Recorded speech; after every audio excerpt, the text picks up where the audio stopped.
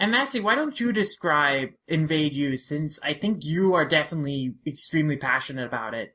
I am Invade You's #1 fan.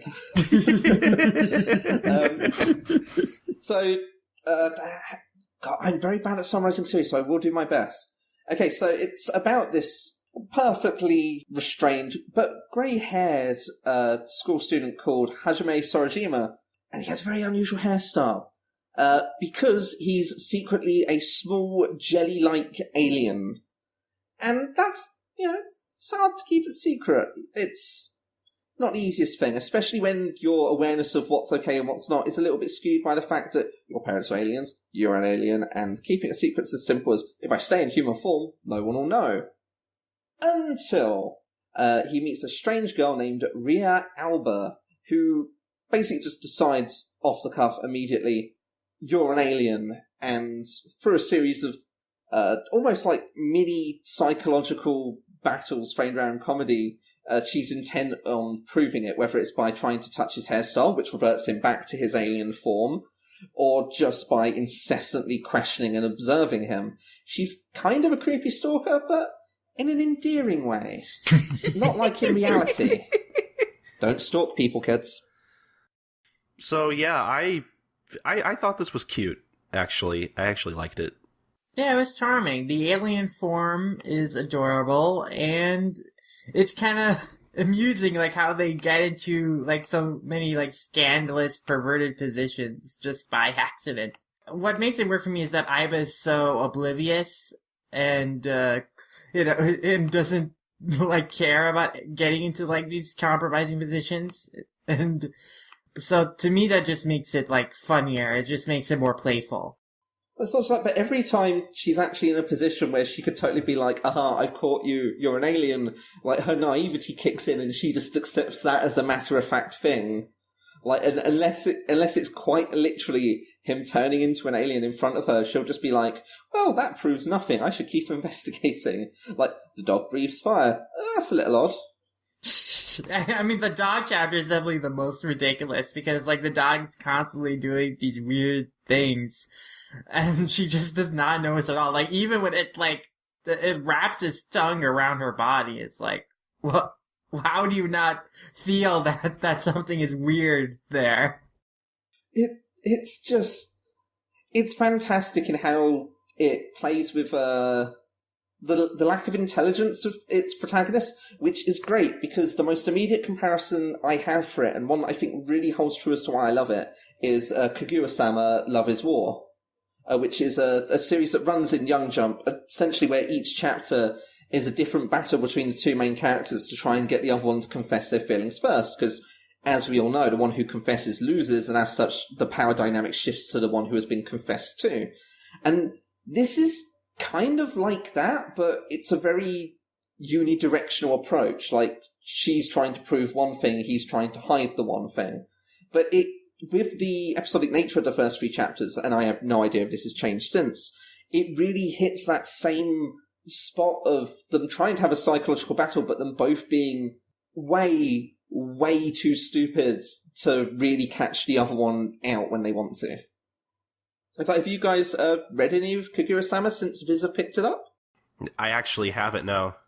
Oh, I have the first volume, and I've skimmed it a little bit, and, like, I really love the premise of Kaguya-sama, because it's like, the main characters are, like, both so stubborn in that they don't want the other one to have power in the relationship and confess first. That they're going through all these crazy lengths to try and manipulate the other person to confess first. And in the end, like, it's supposed to be a battle, but, like, ultimately at the end of, like, every chapter, it's like they both lose because neither of them succeed. Yeah, it's like any time there's an actual victory, it's an incredibly minor one for one of them where they just get to feel all gooey inside for a second. And the thing is, by explaining that appeal right there, you've essentially explained Invade You's appeal.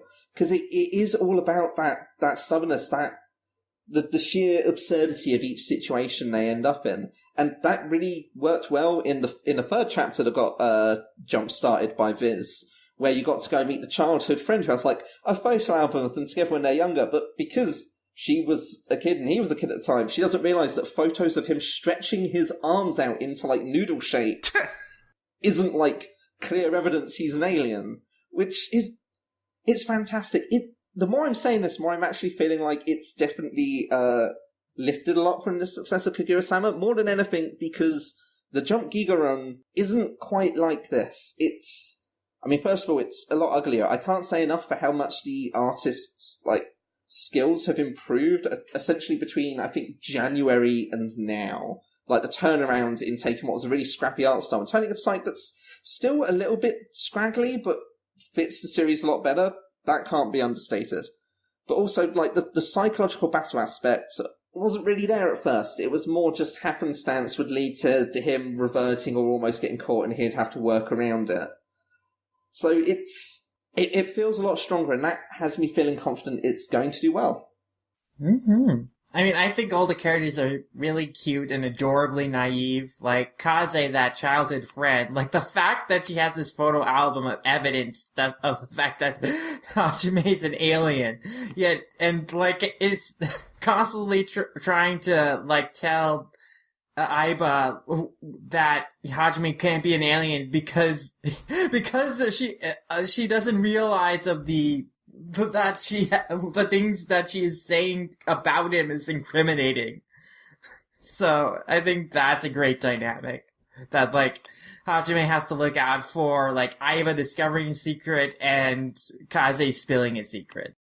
Which is just, it's interesting because a lot of the way this series is framed, it could easily be like a rom-com gag manga. I mean, it's a boy and two girls from these first 3 chapters, and there's room for interest on all sides. But instead of it actually being about feelings, like, if you were to draw lines with a triangle for each character's relationship, it's all about the threat they represent to Hajime, which is fantastic. Like, I can't go over that enough. And it comes through in the more lecherous moments of art as well, because this has fan service in it, but it's incredibly innocuous. Like, if you were to look at it, you wouldn't think, oh, that's pervy. You just kind of go like, oh yeah, and move on. It's almost innocent to the point where it could probably cause it not to land as hard, because, you know, people like the fan service.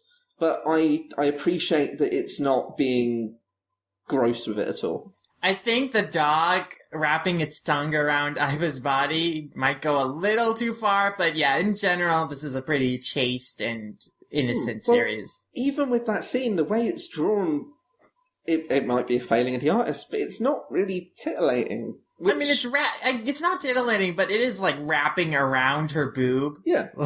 And that's like, what I'm saying. It's like, what it's doing is filthy in concept, but in execution, it's just kind of like, there.